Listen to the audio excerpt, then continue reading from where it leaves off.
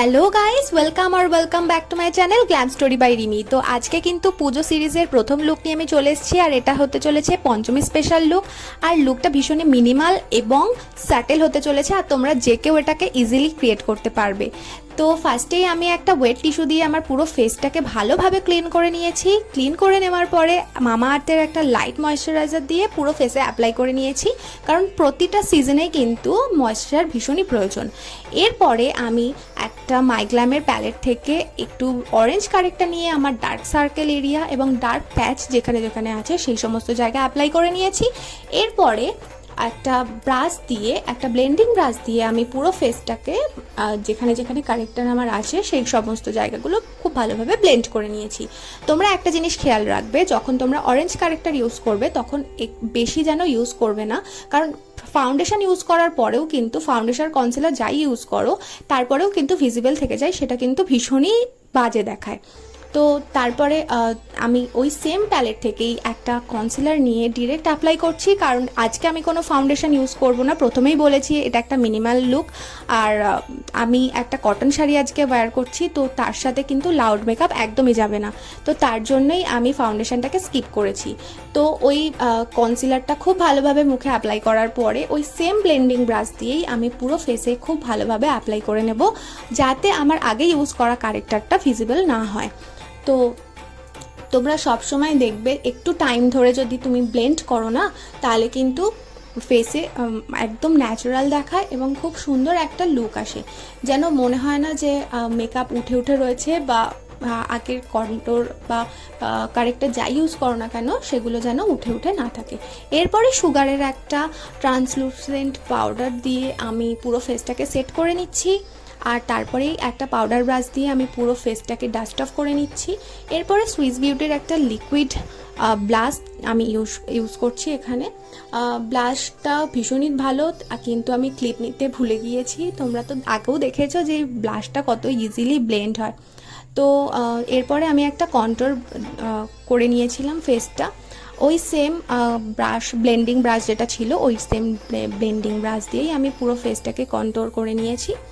এরপরে আমি আই মেকআপে চলে যাব। আই মেকআপের জন্য আমি একটা ফার্স্টে ব্রাউন কালারের শেড ইউজ করব। ফার্স্টে পুরো আই লিড এরিয়াতে পুরোটাই আমি অ্যাপ্লাই করব। এরপরে আমি মাইগ্ল্যামের একটা প্যালেট থেকে একটু ডার্ক ব্রাউন শেড নিয়ে আমার চোখের আউটার কর্নারে ইউজ করব। তো তোমরা দেখতে পাচ্ছ আমি একটা পেন্সিল ব্রাশ নিয়ে নিয়েছি। এই পেন্সিল ব্রাশটা দিয়েই কিন্তু আমি চোখের আউটার কর্নারে এটাকে খুব ভালোভাবে ব্লেন্ড করব, সঙ্গে ক্রিজ লাইনটাও কিন্তু ব্লেন্ড করব।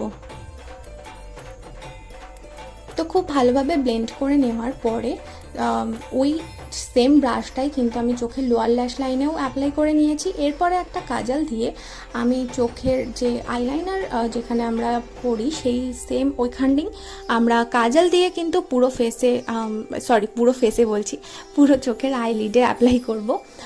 তো অ্যাপ্লাই করার পরে তোমরা অনেকগুলো লেয়ার দিতে পারো, কিন্তু আমি ফার্স্ট একটা লেয়ার দিয়েই পুরো ওই কাজলটাকে স্মাচ করে নেব একটা পেন্সিল ব্রাশ দিয়ে, যে পেন্সিল ব্রাশটা আমি আগে ইউজ করেছিলাম। তো ওই সেম পেন্সিল ব্রাশ দিয়েই আমি চোখের ওই কাজলটা স্মাচ করব এবং চোখের যে লোয়ার ল্যাশ লাইন সেখানেও অ্যাপ্লাই করে নেব। তো ভালোভাবে ব্লেন্ড করবে সবসময়, কারণ এটা স্মোকি আই যত ব্লেন্ড করবে ততই ভালো। তোমরা অনেকগুলো লেয়ার করতে পারো, আমি এখানে যেহেতু লাউড মেকআপ চাইছি না, তো সেই জন্য আমি ওটাকে স্কিপ করলাম, বেশি লাউড আমি চাইছি না এখানে। তো খুব ভালোভাবে ব্লেন্ড করার পরে তোমরা, আর একটা কথা, তোমরা যদি চোখটাকে এইভাবে টেনে ধরে ব্লেন্ড করো তাহলে তোমাদের ব্লেন্ড করতেও কিন্তু খুব সুবিধা হবে। তো ইজিলি তোমরা ব্লেন্ড করতে পারবে। এরপরে আমি আইব্রোজে চলে যাব, আর আইব্রোজ আমি কিভাবে সেট করি সেটার ভিডিও কিন্তু আজকে আমি প্রথম দিলাম। তো ফার্স্টেই আপওয়ার্ডসে আগে ব্রাশ করে নেবে, তারপরে ডাউনওয়ার্ডসে ব্রাশ করবে।